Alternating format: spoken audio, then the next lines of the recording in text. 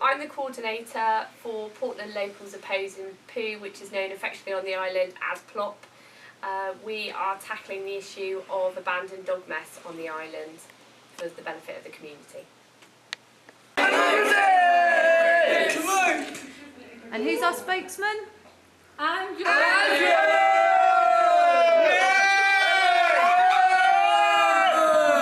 Andrew, and I'm here. I am the Manchester group. My name's Tommy and I do gardening for the local community project. Hi, my name's Kim Wilcox and my project is Portland Pride.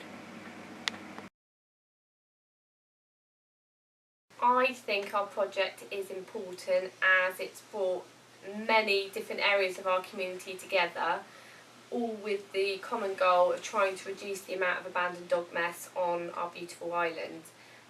The benefit of that is for everybody. It's for the children, it's for people that are in wheelchairs that have an issue with it. We live in a very nice place. It has a good community base, and we want to reduce the health hazard that dog mess presents to everybody on the island.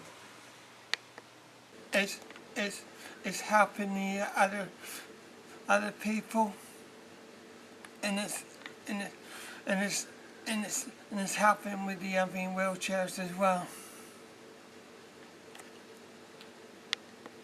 Well, I think my style of gardening, I go for wildlife gardening, and I think that's very important for the local flora and fauna.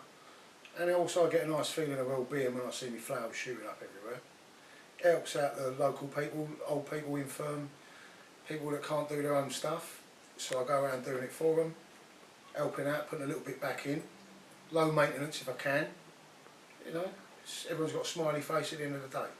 Pride is an important project for the island because often Portland gets overlooked as a place people come here to do certain things, to kind of rock climb, to kind of do water sports, but they often go off the island, they don't spend a lot of money on the island. Also it's impacted by multiple deprivations, so things like there are a lot of people out of work. Portland Pride, therefore, one of the key things we wanted to do is shine a light on the island, to say when you come here, look at the amazing produce that's here, why don't you kind of stay around and actually spend some of your money. So we wanted to add to the local economy. Two, we wanted to increase the number of local producers. There are fantastic producers on the island. Some of them don't realise that they could actually be doing this as a business. So one of the things we wanted to do is to encourage as many people as possible. In the 9 months we've been active, we've already got 20 plus new producers into the marketplace, and that's just the tip of the iceberg. So adding to the, helping to regenerate the island, getting money back into the local economy, increasing the work and training opportunities were some of the key factors.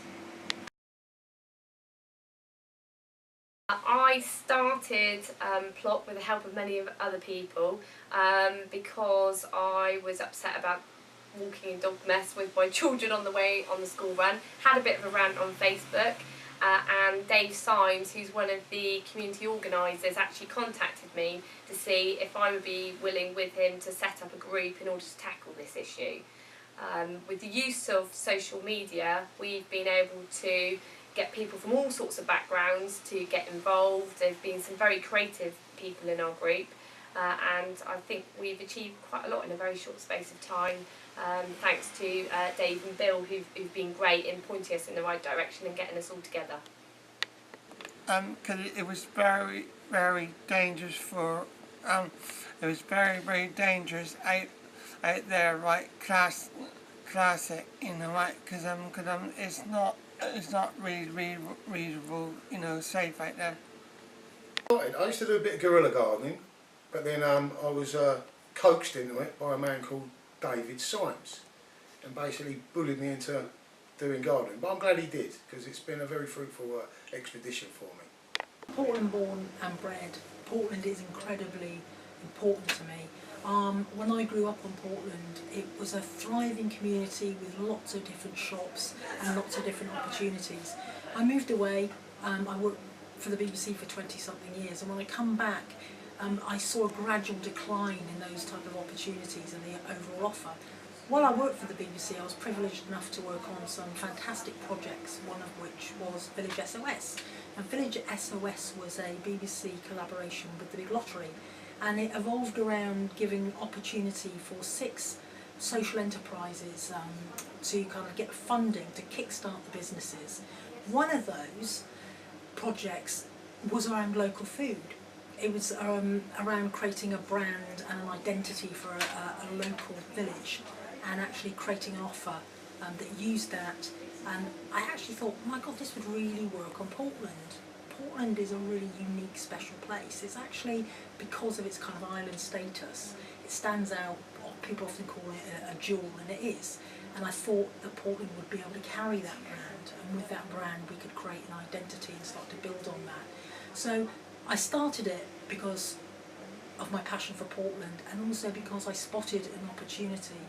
Another thing is because we had the community behind us. We did a lot of consultation before we actually kick-started the project, and some of the biggest things coming out of that was the need for regeneration, the need for more jobs, the need to shine a light on Portland and let it stand out as the kind of the jewel that it could be.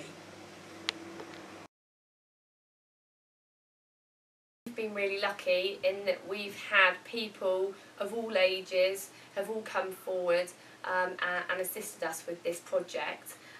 We've had some very imaginative and humorous campaigns.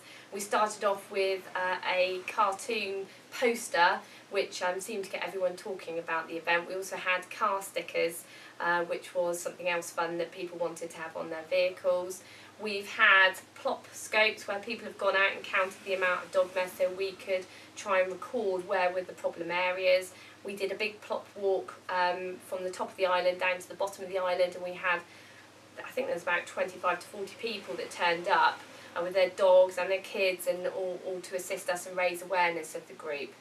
We also recently, on the bank holiday, August bank holiday, we hung what looked like abandoned dog mess in nappy sacks all across a fence as you came into Portland to highlight the importance of binning, bagging and binning any dog mess that you had. I think we tried and keep new ideas coming in to keep people interested. We don't want to keep doing the same thing over and over again, because I think people get bored, and also people don't like to be preached at, so that's why we always have humour as an element in any of the campaigns that we do. To the other people and unity, like we help, from you and Andrew and the Dave and Natalie and a lot more people as well. We done extremely well on that.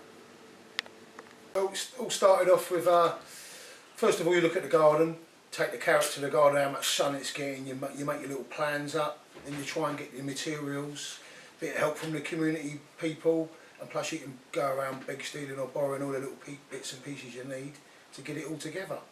And it's an ongoing, never-ending project, so you can always do a little bit more, and there's always next door to want a copy. So it's a good thing. It's a good thing, and I'm in a good place at the minute.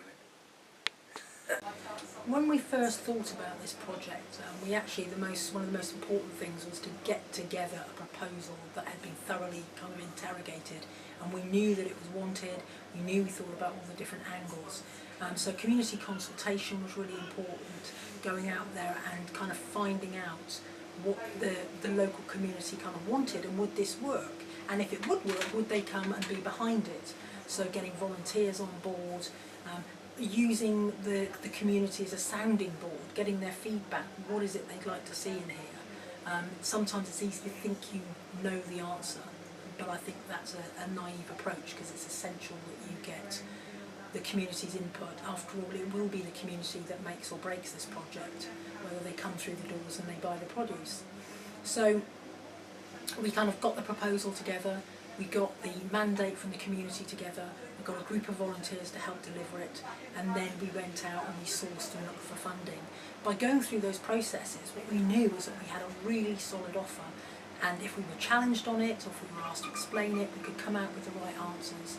And we thought about our future plan as well. don't just think about, you know, today, think about tomorrow, think about the next 5 years. If you do that, you've got the best chance of survival. On Portland, because we have a really strong community base, so the feedback from everyone on the island on the most part has been really positive. We've had interest from local media, including Radio Solent, Wessex FM and the Dorset Evening Echo have been a big supporter of us. We've had people get in contact with us from other areas as well who are keen to replicate what we've set up in this area in their area. So yeah, we've had a really good response. Positive, you know, of the council and So who have we spoken to? We've spoken to Councillor council and Andrew. Andrew And where was he from? The highway. highway. And have the improvements been made, Andrew, that we set out to do? We done absolutely well So on the that. improvements have been made? Yeah. Improvements been made of the improvements. Well, I've had good response. I've had people wanting for me to go around their gardens and do them, even though they're fit and healthy, but they work and all that. But obviously I put my little projects first. But it's nice to know, and I always share a bit of information over the garden fence with other people. I've put a few of my little bits of advice over, and I've gained a few bits of advice. It's nothing like asking a local gardener, you know, questions, and they know about the local area because I'm quite new down here, because they've been gardening all their lives, and the information's been passed from father to son, and the response is good on the whole. A few little kids kick your flowers over, but you know, bring back the birch, that's what I say. Response from the local community has been, I would say, kind of 99.9% incredibly positive. They've loved to have a shop that's selling the produce that's made and created on the island. They've loved the idea that Portland has got an identity around the Portland Pride kind of logo and name. They've loved the fact that we're supporting new producers into the marketplace, that they can kind of come in and buy things they can't buy elsewhere, and they've loved the fact that we've actually contributed to regeneration. So overall, it's been a fantastic response, and we hope that we can kind of galvanise that passion that's building and kind of use it to deliver further kind of elements of the project. There have been reservations. Some people haven't wanted the project, have not really understood why we're doing it. I think that's part and parcel. I think the important thing though is if you've done your research and you know there's a mandate for it, that you can answer those type of challenges, you know, when they come from the local community. But it's been great.